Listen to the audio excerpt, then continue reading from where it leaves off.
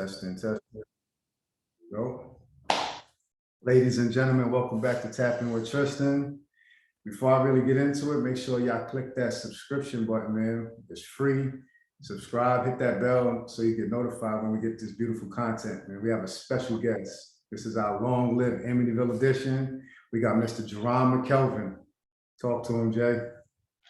Appreciate you, Tris. I mean, I can't say how more proud I am right now, to be sitting up here, doing this with you, my brother and my younger brother. Yep. But younger doesn't mean, unknowledged or anything. You soaked up so much knowledge and wisdom, and you become a man of your own, and having your own family is beautiful to see, man. Super proud of you, bro. Likewise, boss, man. I'm excited to hear this. Like we're brothers, man. We got the same dad. We share a lot of the same stories. So I'm excited to not only hear some of the things that I know, but also some of the things I didn't, but also be able to celebrate you, man. You're a big time pillar in the community, man. So not just me, but everybody wants to hear this. So let's go back to the beginning, dude. What does the elementary years look like for Jauron McKelvin? Wow. I gotta say, throughout a lot of tough times, when you're hungry, when you're at school, you don't have, the extra $2 to get, something else to eat, and, you got to suffer that day, mentally, it put me in a different mind state. You kind of grow up a little younger, or you grow up faster when you're young, because of the situations that you're put in. And, things were tough, even before you were born, things weren't easy, put it that way. Our father's father passed away less than a year after I was born in 1977. So that changed the perspective of even life for even our father. He had to make decisions. There were things that, growing from, I guess, 0 to 10 years old, it was a blur. There were things that I did have, things that I didn't have, and certain aspects of that helped me to actually develop, my inner character and strength, and the things that helped me to thrive throughout even certain years of being in the elementary age. Having to walk to school and knowing that there was some guys around the corner that, I couldn't really walk past without a problem. So, you got to make alternative decisions. One day you grow up and it's like, I'm going the way that I need to go, the shortcut way. If those guys are there, I just have to handle my situation. Absolutely. So, growing up fast, I would say from elementary school, from a mental perspective, really was something that helped shape who I am now. And I think a lot of guys that grew up, not just in Amityville, but all over in small cities and towns where they had to show and prove who they were, just on an everyday basis in order to survive. That's tough to skin, I'd say.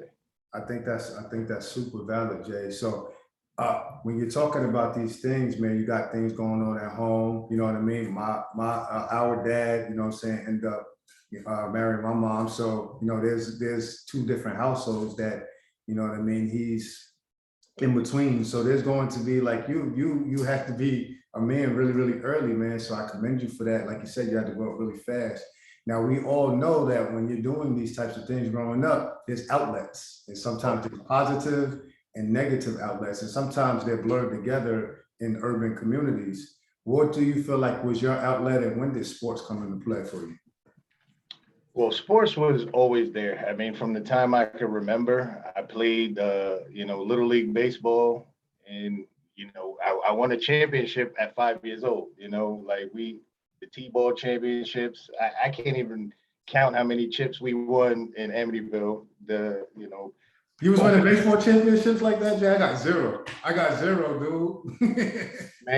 Man, we there were guys like Shem McCoy, with Marlon Jones, Troy Chisholm. I think Troy actually passed away.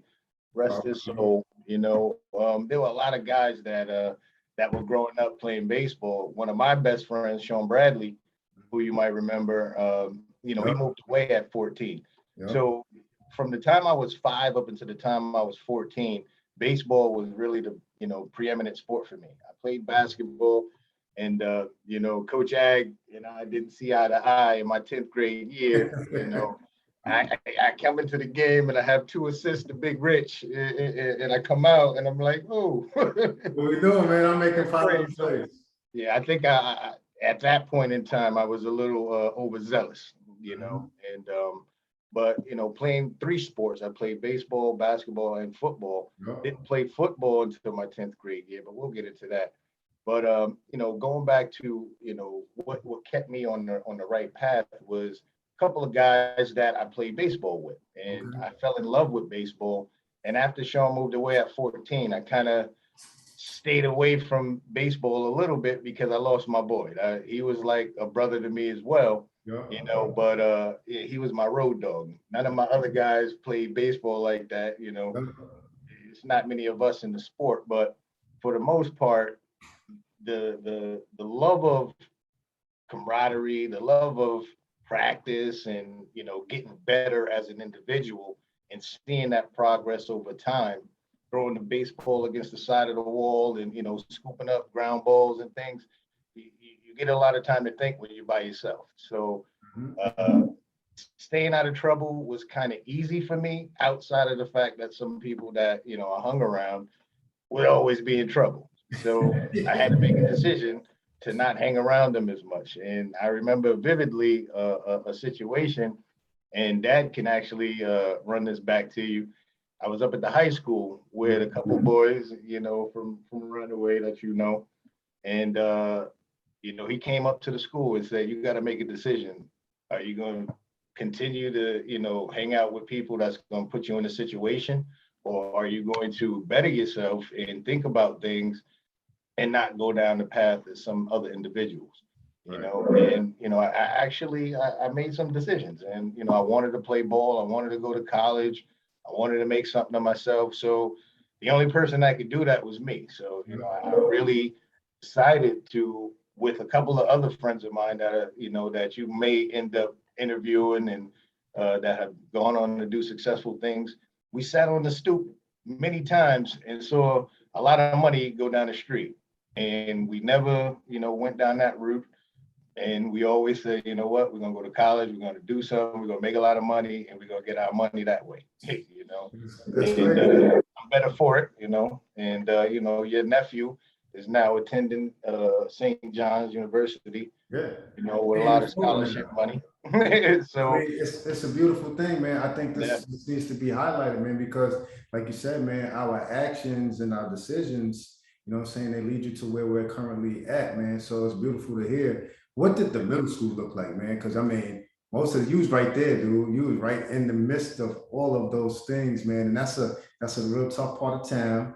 The middle school years are highly impressionable. And like you said, man, there's a lot of guys that either good athletes and girls as well that have trouble navigating that with the peer pressure and just all of the pressure from the home, staying on the positive path consistently, man. How do you feel like you navigated that middle school time? Middle school was difficult because I spent a lot of time at my grandparents on my mom's side during that time period. I was back and forth. There were, a lot of things going on at home. I was helping my mom raise my sisters while, her husband was going through some things. And like you said, we lived on Smith Street, you know what I'm saying? Like, that's right. In the Smith Street was Browns and everything else that goes on in that neighborhood, for the most part. And back then it was a little more loose, there was a lot more things going on. And, literally I had responsibilities. I had to get home. I had to take care of my sisters. Sometimes I had to get them off the bus before my mother got there. Then I had to run back to practice. I lived so close to the school. It was fortunate for me that I got out the gate and be right back into the schoolyard.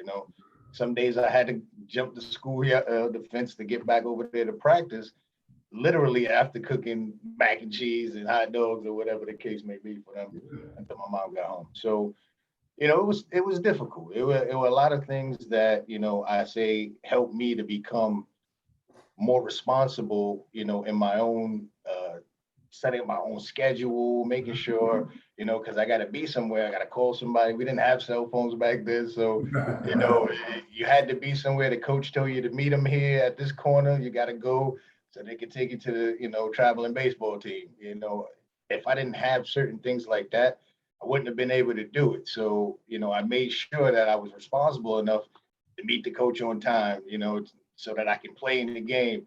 And the love of the sport is what really, you know, drove me.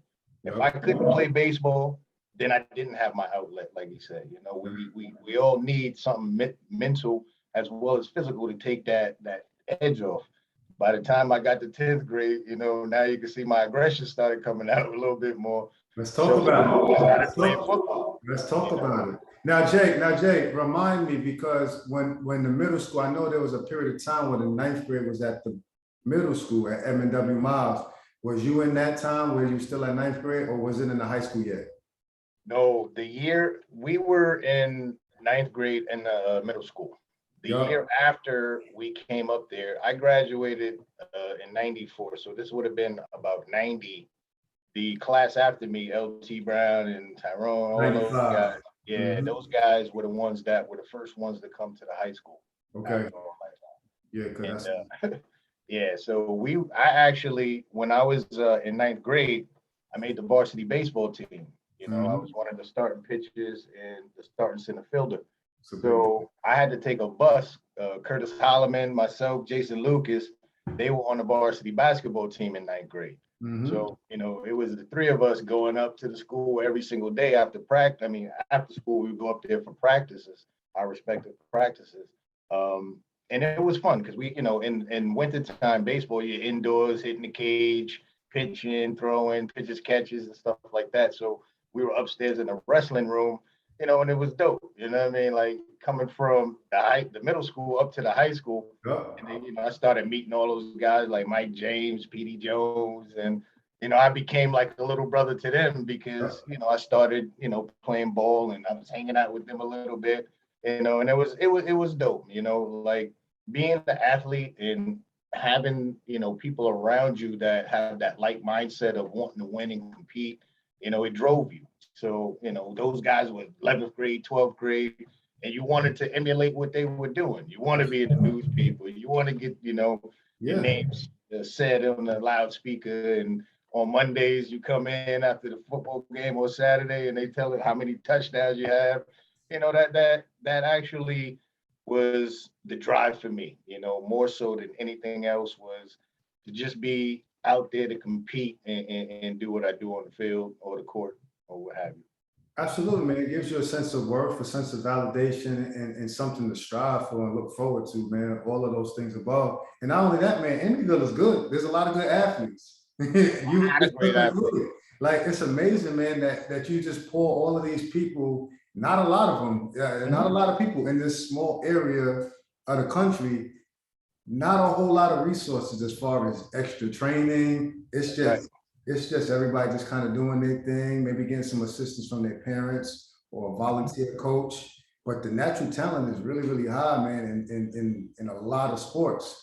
And I can attest to the baseball thing because, you know, I stopped about 5th grade, man, because like you said, not a lot of us play baseball. So if you're going to be with the guys, it's usually going to have to, you know what I'm saying, you're going to have to make a decision to go traveling teams and everything like that. So hats off to you for keeping it going, man, because you was a big time baseball player. When did football come in? You said football, 10th grade. Yeah, 10th grade. You know, it's funny because obviously, you know, our dad was a superstar at Amityville for football. Yeah. It was kind of expected, you know, him playing all these, you know, softball and stuff with Jody and all these older guys, you know, that were there winning Rutgers Cups and what have you. You know, you kind of, the pressure was on. You know what I'm saying? Like the pressure was on. And you know that pressure, you know, where they say, oh, your dad. That's your dad. Oh, he was great. Yeah, you're like, oh man, I gotta make sure that I hold this name up. I gotta make sure I continue this legacy, so to speak. Everybody's watching. Absolutely. So, you know, from even that perspective, you know, I wanted to play football. I always wanted to play. And, you know, never got to play when I was younger. For one, my mother was scared to death to put me out on the field. So that was part of it. But even in the summertime, like, I like fishing. I like to do things in nature. So, my mom's dad, he had a boat. So Yeah. every summer we'd go out fishing and doing things like that. So, playing football in the summertime with Little League football, it just wasn't there. I didn't really have time for it. Baseball started in the spring, so I got to travel a lot even in the summertime, but it didn't take up much of my time. Football just kind of like I needed to play. There was a point in time like my boy Curtis was the one that really Curtis Holloman, all Long Island, you'll speak to him one day. We're gonna speak to Kurt. Kurt was all world, man, all Oh yeah, American, big oh yeah, time, man, and a very humble guy at that. yeah. He pushed me, man, and he's like, "Yo, I'm mad at him for not being the quarterback because we could have did some things you guys did, But Mhm. at that time, we just didn't have numbers. We barely field the team. A couple years we had some guys that we had to pull up from JV and things like that. But after 92 or 93, a lot of guys went off to college. Jeff Eng, Rob Smalls, a lot of these guys started, getting some recognition. Yeah. Jeff went to Army and things Mhm. like that. So, football, it started to seem like a way to get to the next level. You know Yeah. what I mean? Yeah, man. Baseball, again, in high school, the thing that bothered me with baseball in high school was they brought in Little League coach to coach in my senior year. And they fired Coach T at that time. And one of the things that, bothered me was that this guy brought his son in who was a Little League pitcher, who was in ninth grade and put him in our starting rotation. I've been the ace pitcher from the time I was in ninth grade. Here I am a senior, and I'm running and chasing fly balls left and right. It was a decision, and it's kind of like Amityville. Is not segregated, but on one side of town, one group of people live. On another side of town, North Amityville is our side, South Amityville is another side. The So living arrangements are segregated. yeah, If we're gonna keep it a stat, the living arrangement, the south side of Amityville by the water is predominantly white, hmm and the North Amityville is predominantly minority. You know what I'm saying? So it yeah, is. It's very segregated in the living arrangements. That's the yeah. valid. So at that time, it was more or less there were no older men that were like us or what have you, Mhm. So nobody was making any decisions. Nobody was, stepping up to the plate. And from my eyes, it was almost like, I'm going to step in here. I'm going to start coaching you and you're going to do what I say, even though you've been the main person on this team that kept the team together and No did so many respect. different No things. respect. It's my No way, respect. and I'm not even trying to hear. There's no partnership, none of that. No respect Yeah. as a young man, no respect as seniority, and just come in here. I'm gonna do what I want, and you're gonna fall in line. Yeah. And he wasn't even a part of the organization of the school. He wasn't part of the school's, he came in as, someone who stepped into a position because they got rid of, Coach T or what have Yeah, you. yeah, yeah. He got rid of him, and he got in the door. You know what I'm saying? Probably some other stuff, some connections. I didn't know this part, Yeah. man. I didn't know this part because Yeah. baseball for the most part, a lot of guys that are really good players, they stop early, and the athletes start running track.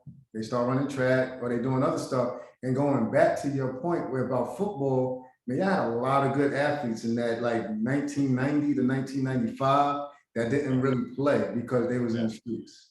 Yeah. Yeah. But you can imagine there's at least 5 to 10 names that if they would have, stayed on that, hmm man, One of the names coming to mind is my man Thaddeus Jobs. he He comes was running right back. on top, right on top. And That, all through junior high school and everything, he was a bad man, and you I don't want to talk to anything negative with anybody, but for the most part, there were a lot of guys that did have talent, and it wasn't lots really of it. always the streets that kept them away from it. It was a lot of times their education, a lot of the grades weren't there. Yeah, And taking it back to backing up to your point before, When you have a lot of responsibility on your plate, sometimes things have to be sacrificed. And, you know, Absolutely. if you're tired from having to practice and build yourself to the level of being able to compete at the top level, and, you know, you get home and you got to do the laundry, your mom tells you to, you know, jump in the car, go down the block and do 2 bags of laundry. And when I say bags, I'm talking about garbage Big bags. duffel bag jumps. By Yeah. the time you get home, you might not want to do homework, you Yeah. know, so I now think you that's didn't valid. study and That's a those valid kinds of, statement. It's not just, I think that's very valid. So I appreciate you saying it's not just the streets, it's also the responsibility that come with home. So we don't want to put that on everybody. Some yeah, people did do that, and then sometimes the like you said, the responsibility of their home life can be a bit daunting and a lot of responsibilities, and it cuts into some other things. And sometimes that classroom suffered because of it.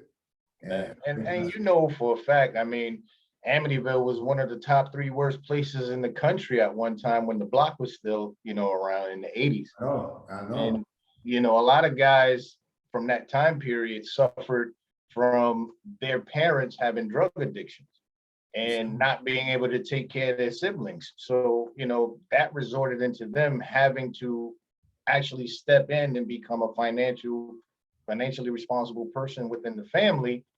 And we know at that time, one of the main ways to make money was selling crack. So, you know, it's sometimes the streets, It when we doesn't look at the necessarily streets, mean you're a bad guy. You know what I'm exactly, saying? So exactly. I'm glad you said that, Jay, because that's super valid. It doesn't necessarily mean that you're a bad guy. So we're not gonna paint anybody in that light. But when decisions need to be made, decisions are made. You know what I'm Yeah, saying? And some of exactly. them you can be super proud of, and some of them you can say, man. But at the same time, when you're faced with a situation, you know what I'm saying? You're gonna have to make that decision. That's super valid, man. Going back into the block and everything like that. And you Yeah, see it firsthand. You see yeah. it firsthand, man. Man, we used to sweep the concrete off, you know, the bottles and crack bottles. We used to take a broom, sweep it off, and play hoop. You know what I mean? Like right there on the basketball court. It Right was to the like basketball court, and you know what I'm saying? Like this is real stuff. that. And and I can remember your high school days. Like I have really good memory of you bringing me around, going Grand Union Park and going to Jamie Roberts' house. Like you helped me personally to be able to grow up fast because I mean they joking on me. I Yeah, gotta you learn how gotta to be protect quick. yourself, you Yeah, I know? gotta learn to be quick with it. I'll be looking at you. You be like, hey, listen, man, you're gonna have to rapid fire for your darn self. I'll step in if Yeah, it get too ugly. But you brought me around and I was with, you know what I'm saying, 7 years older than I am. So I was with you and I was experiencing that.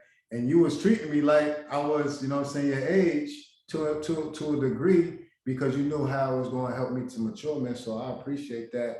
yeah, And I remember the time I was your water boy. I was the water boy for the fifth, when I was like fifth grade, your senior year, man. But bro, like that experience, man, I'll never forget it. That experience was like my older brother is doing major things in here, man, and it seems like you guys are bigger than life. You know what I'm saying? You, Kurt. I remember catching punts. I think the dude name was Martinez, jamming up oh all yeah, my yeah, jamming up all my fingers before the game. But y'all guys was larger than life, man, and it definitely made me appreciate when I got up there. So yeah. that's something I wanted to share with you because we never really talked about it that much, man. Yeah, I wish PJ was a little older. He was just always too young, and He's Dad just never a let little me too take young for you to be dragging him. around like that, man. That's 10 years. Mhm. That's a big gap. That's a big gap. So, you know what I'm saying? That's a conversation that we have offline. But man, how do we finish up high school, man? What college did we pick, man? What we do? So, I mean, I had some schools. I had some baseball scholarships. I Talk had about partial those, man. Give scholarships. us a couple of names. Give us a couple of names of who was interested and then who we choose. Okay, so at that time, I don't know how prominent full baseball scholarships were at that time, you know, Mhm. but I was offered partial scholarship from Clemson, Tulane. Yeah. I wanted to go to Tulane and play 2 sports, Yeah. but lo and behold, you know, I had gone. It's funny. This is a story that Raheem Morris, who now Uh-huh. is former head coach for the Tampa Bay Buccaneers and Mhm. now the defensive coordinator over at the Rams. I actually spoke to him this morning, you know, regarding John Gruden and, some of the comments, because Raheem was very close to him when he first came in the league. And, I mean, unfortunately, certain things come back to haunt people when they say certain things. But, I know that John Gruden is probably somebody who, knows that he made a mistake, but doesn't feel a certain way, but gets angry and lashes out and says certain things at certain time. We all do it. But, I don't want to really talk to that too much. But looking at going to college, Raheem and I met at UConn. And I was actually going to go to UConn to play football. But during the time of 94, when we were looking to go there, they were indecisive on who was going to be their head coach because they had no head coach during that interim period. Skip Holtz's son, Skip Holtz is Lou Holtz's son, who was going to legendary coach Lou Holtz. His son was going to UConn to coach them. But we didn't find out until after the fact that, we both committed to Hofstra. And, we spoke about it. And, there were a lot of guys that were going to Hofstra that year in 94 that we knew. Domingo Graham, who ended up going and playing for the Chargers, the Broncos, I think, a couple teams. A lot of the guys that, were seniors or juniors and becoming seniors, we had gone and, saw a couple games together. We were sitting up in the Pride Club. And I mean, these guys were phenomenal. Hervé Damas. I would say the class of 94 from Hofstra was probably one of the best football classes we had there. Defensively and offensively, obviously you heard of Wayne Corbett. He was my mentor when I first got to Hofstra. Mm-hmm. And I used to ride my bike from Amityville all the way up to Hofstra in Hempstead just to work out with him in the summertime. And, it was a phenomenal experience for me because, here a guy that ended up having a career, 11 years, for the New York Jets. And I was able to learn from him and absorb the work ethic he had. Yep. I thought I had a work ethic before I got to college, but I can tell you, man, like stepping into two-a-days, coming from high school to college, especially, being somebody who is a top-level player on the team, this. Your practice is a little smoother than most guys. You go out there with the first unit, y'all run the plays. You don't have to do it 5, 6, 7 times over and over, so your work is light. But college is totally different. Two-a-days, it kicked my behind. The first day, literally everybody's throwing up. But I tell you what, I managed to pull through. And if it wasn't because of me going up and working out with Wayne, I'd have had no idea what I was stepping into. That's a fact. And so Hofstra was ultimately the choice for me because Coach Gardy at the time, who he was a prominent figure in the community, in Long Island. He had come from the New York Jets. He won a chip with them in '68. And, he came and sat down and ate dinner, at my mom's house. And, he came and met my grandparents, her parents, and, they fell in love with him. Yep. And then the one thing that made me really want to go there was he told me that I could play baseball as well as football. Wow. So we'll get to that in a second. But lo and behold, freshman year, I ended up redshirting at Hofstra because I had Wayne Corbett in front of me. He was a subsequent to senior year. So, I learned from him. Coach Gardy gave me an ultimatum. He said, you can run spring practice and spring ball with us. We had 9 weeks of spring ball, just getting ready for the upcoming season and being ready and getting in shape, tuned in with the quarterbacks. And I had a quarterback, Karan Brown, who came from Kansas. He, was a top level player. So I had to literally be with those guys every day and doing those things. So he said, I could either start for the next 4 years, or I could play baseball and probably end up losing some games in the beginning of the season in order to catch up, to the offense because it moves that fast. We ran a West Coast run and shoot offense, and I was a receiver. We had a 4-man wide spread, 1 running back. So, the key components of that offense running is timing. And, the receivers, the running back, they all have to be in a position level-wise for the quarterback to be able to see him. So long story short, you know, I had to make sure that I knew the playbook, and our playbook was probably about this thick. We had many different sets, and honestly, it was probably the best decision not to play baseball. There was some things that happened with the coach at that time, who actually ended up, last name Al Jackson was his name. His dad was the man who pitched the home run for Hank Aaron when he actually hit his. We broke the record. Yeah, when he broke the record. So the guy had, you know, he had a name behind him, but he ended up getting in trouble, and you know, he ended up leaving, getting pushed out after my freshman year. So it was probably the best decision. I was able to concentrate. I had a great career, you know, a lot of guys that I made friends with, and you know, to this day, I wouldn't give it up for anything.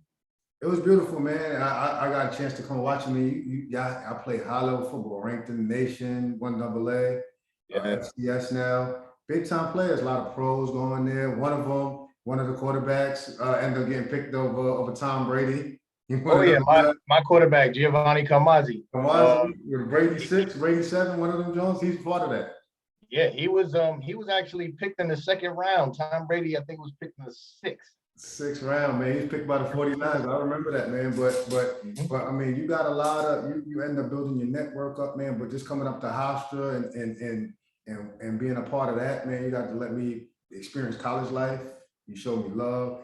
We going to see Speedy Claxton and Oh yeah. I mean, Hofstra was popping, bro. Like on football, like you was there in the midst of it, and you was a big part of it, and you got long-lasting relationships because of that, man. So a young man in this pressure cooker of Amityville, you know, sweeping crack off the ground to play, and you know what I'm saying, having to grow up fast in the household, is now a young man, college graduate, doing major things, man. What's going on now, man? What are we doing as a grown-up, man? Talk to us about this. Well, you know, the company I actually started working for, you know, obviously I didn't go to the next level playing football wise. You know, I had opportunities, had some injuries and things of that nature. I worked out for, I want to say, about 18 NFL teams. You know, during that time period, we had NFL scouts in our offices every day. And you know, the Jets had the bubble, they were practicing, you know, on the campus. And you know, I got to meet so many players. Like man, Aaron Glenn was one of my favorite guys, you know, to be around. We hooped with those guys, you know, and they showed us love. You know, being around, being able to go into the locker room with Wayne Corbett, you know, he'll bring me, yo, Jay, you gotta come see this. And you know, I got to experience a lot of some of the back end stuff, you know, within the NFL. And, you know, some of my guys, Lance Schultes, you know, was a Pro Bowler for the 49ers. These guys were my road dogs. And, you know, they showed, just being able to experience that with them gave me enough to know that, you know, it's okay to not be there, you know, and it's okay to not push your body and not push yourself mentally and physically to have to try to get something when you can actually use your talents in another way. So, you know, one of the things, not to cut you off, but I think that's one of the hardest things that we, as young athletes, especially young Black athletes, have, because we look at that as the main thing, which it is, because the pinnacle of your profession or your sport or wherever your talent is, that if you didn't reach that spot, you feel like you were a failure. And that's something that we want to try to switch that narrative out. You're not a failure, man. There's so many different lanes and opportunities that can be created from the game, from the game of football or basketball, that you're not. Just naming the guys that you have, man, and having the network that you have is unusual. And then it also opens up the lane for you to go to college and then be able to tap into some of your gifts and your passions. And this is some of the things that you're doing. But I know when I didn't make it, I felt like I failed. I'm not gonna lie. I'm like, man, I not only let myself down, but I let a lot of people down. And we want to try to change that, man. There's nothing wrong with saying, man, we didn't get to the mountaintop. However, man, we could switch lanes, man, and still bring some light to the world. So that's what absolutely. Something like Jet. And I mean, that mindset that you have, I mean, we all go through it. I mean, Yo, not go being do able to get there, for me personally, just all the hard work and all the effort, it. Mhm. and then to see guys you competed against there, and it's like Yeah, this man. You're like, guy's there, like you know what I'm saying, and it's not yeah. hate, but it's like he knows somebody that knows somebody that gave him an There's opportunity. some other things that go on behind the scenes too, you know what I mean? Yeah, So yeah. absolutely. Hmm. And sometimes it takes a while to come at peace with that, man. Oh yeah, oh Yeah, yeah. sometimes people don't get there, man, but it's a good place to be at peace. And then now just kind of using things like this to try to give back, man, but celebrate guys like yourself and other guys that have done it and that are doing major things now. So let's talk Absolutely. about some of those things now. You've had a lot of different ventures. We don't have enough time to talk about them Yeah, all. yeah. I So can't give get us through a everything, nutshell. but we hear about Pfizer in the news every single day, and I worked for them for 17 years. You were actually there as an intern when you were in Mm-hmm. school, Yeah, and I built a very vast network while I was there.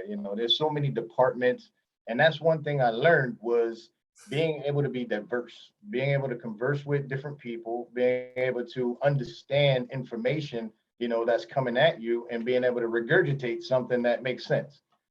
So that was my ultimate thing. Soak up as much as I can learn so that when I'm out on my own and I can run my own businesses. So, those are the things that I'm doing now. When I left Pfizer, a couple years back, I ended up going into finances and insurance. yeah, It was the easiest transition for me because I was already doing a lot of that stuff, compensation, benefits, and what have you, when I was working at Pfizer.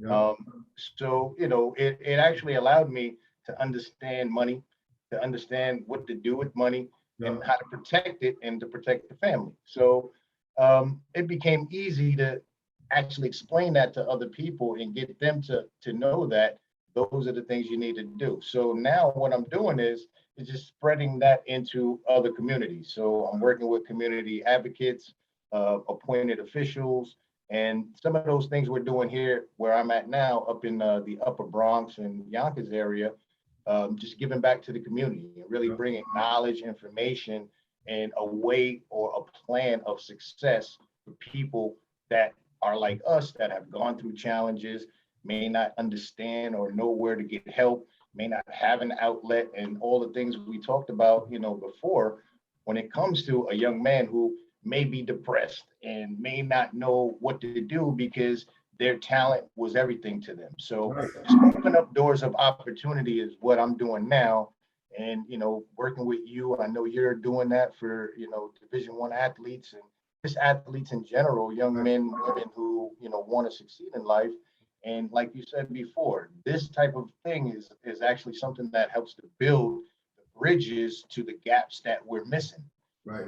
So if we could say, what, my collective experience and knowledge, your collective experience and know-how, we can bring that all together and build our community back to something of prominence. And I think it's great what you're doing. I love it, man.